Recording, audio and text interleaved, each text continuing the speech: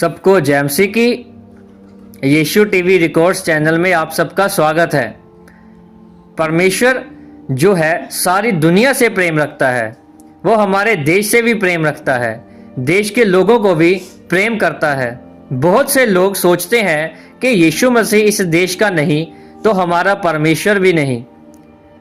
एक ऐसा व्यक्ति जिसने यीशु मसीह पर शक किया, वही व्यक्ति हमारे देश में आया तो उसने हमें सुसमाचार सुनाया और अपनी जान दी। जब हम देखते हैं कि परमेश्वर की तलाश यहाँ पर बहुत सारे लोग कर रहे हैं कि कहाँ पर उन्हें खुशी मिलेगी और कहाँ पर उन्हें शांति मिलेगी, लेकिन असमर्थ हो जाते हैं। कितनी खुशी की बात है कि बाइबल में हमारे देश का यानी कि हिंदुस्तान का नाम आया है। आइए हम जानते हैं कि बाइबल की किस पुस्तक में हमारे देश का यानी कि हिंदुस्तान का नाम आया है। हम पढ़ेंगे एस्तर की किताब, उसका 1 अध्याय, उसकी 1 आयत। कशयर नामक राजा के दिनों में ये बातें हुई।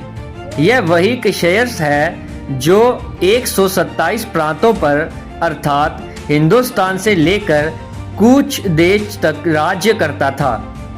यहाँ पर बाइबल हमें बताती है कि एक राजा था जो बहुत देशों पर राज्य करता था और जिसमें एक देश हिंदुस्तान भी था।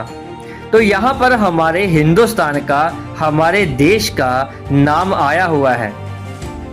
हम अगर इसे इंग्लिश बाइबल में पढ़ेंगे तो वहाँ पर लिखा है इंडिया। एक और आयत पढ़ेंगे हम, एस्तर की किताब 8 अध्याय, उसकी 9वीं आयत।